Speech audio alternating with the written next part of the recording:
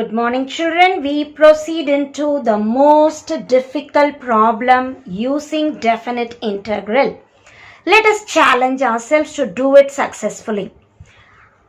Exercise 9.3, question number 2, 7th subdivision. I equals integral 0 to sine square x sine inverse root t dt plus integral 0 to cos square x cos inverse root t dt.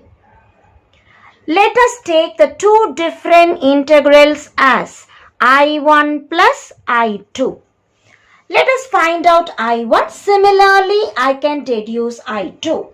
What is I1? Integral 0 to sine square x sine inverse root of t dt. Sine inverse comes. Root t becomes sine theta. It will be easy for me to cancel. So what I do? Substitute t equal to sine square theta. Whenever I substitute, I differentiate. T becomes dt. Sine square becomes 2 sine theta. Hide the power. Sine theta becomes cos theta. Theta becomes d theta. Or I can read it as 2 sine theta cos theta sine 2 theta by trigonometry formula. Whenever I substitute, I must also change the limits.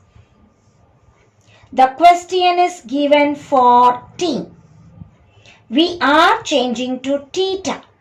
T is 0 and sine square x.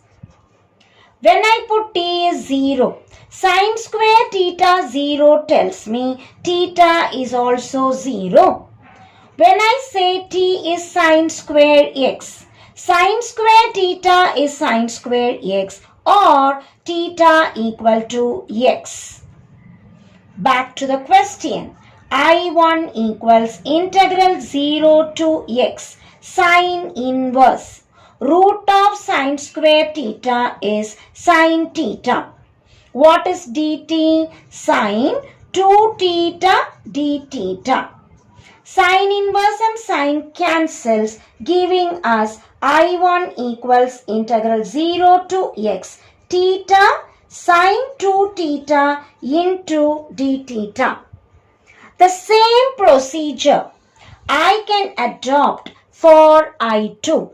What is I2? Integral 0 to cos square x cos inverse root t dt. Put t equal to, it is cos inverse. I want cos theta. Root t is cos theta tells me t equal to cos square theta. Differentiate. T becomes dt. Cos square theta becomes 2 cos theta. Cos theta becomes minus sine theta d theta. Or it is minus 2 sine theta cos theta becomes sine 2 theta d theta. Changing the limits from t to theta.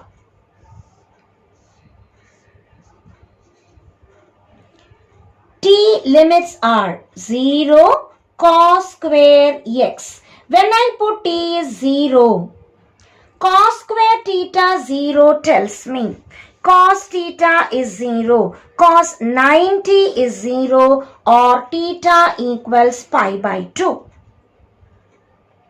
When I say cos square theta is cos square x, because t is cos square x now, I will get theta equal to x. Now we rearrange. I2 equals integral pi by 2 to x. Cos inverse root t is cos theta. dt is minus sine 2 theta d theta. Or I will say, minus symbol tells me I can change the limits. Pi by 2 to x is now becoming x to pi by 2. Cos inverse and cos cancels. I am getting theta sine 2 theta d theta. As my question is I1 plus I2, let me add both. I equals I1 plus I2. It is integral 0 to x theta sine 2 theta d theta plus integral x to pi by 2 theta sine 2 theta d theta. The integrand is same.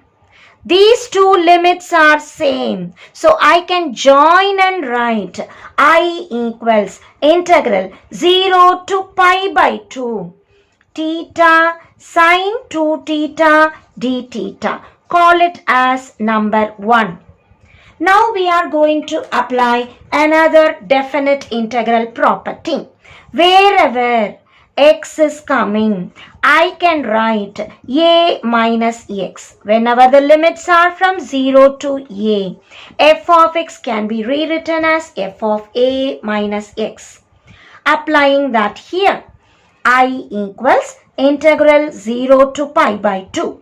Theta becomes pi by 2 minus theta. Sine 2 into pi by 2 minus theta d theta. Pi by 2 minus theta into sine 2 into pi by 2 pi 2 into theta 2 theta. Therefore we get I equals integral 0 to pi by 2 minus theta into sine pi comes no change, sine pi minus 2 theta falls in second quadrant, so sine is positive. My answer is sine 2 theta d theta, calling this as 2. Let us add 1 and 2. I plus I integral 0 to pi by 2 sine 2 theta common in both. I have theta plus pi by 2 minus theta d theta. As I add 1 and 2, I plus I in the left, integral 0 to pi by 2 no change, sine 2 theta d theta is common. Adding theta and pi by 2 minus theta. Theta and minus theta cancels.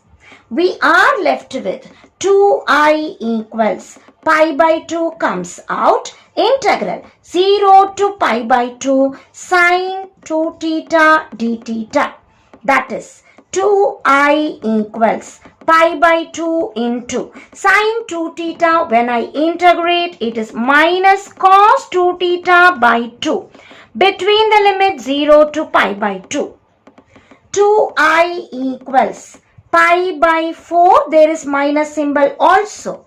Minus pi by 4 into cos 2 into pi by 2. Upper limit minus cos 0. That is minus pi by 4 into 2 cancels. Cos pi is minus 1. Cos 0 is 1. Minus 1 is minus 2. Minus 2 into minus pi is 2 pi by 4.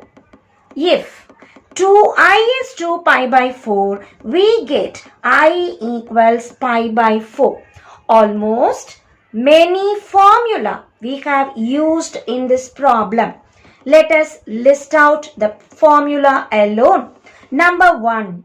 Whenever I have sine inverse, I need sine to get cancelled. So put t as sine square theta. When I differentiate, sine square becomes 2 sine, sine becomes cos. These three together sine 2 theta. Putting the limits t0, I get sine square 0 tells me theta is also 0.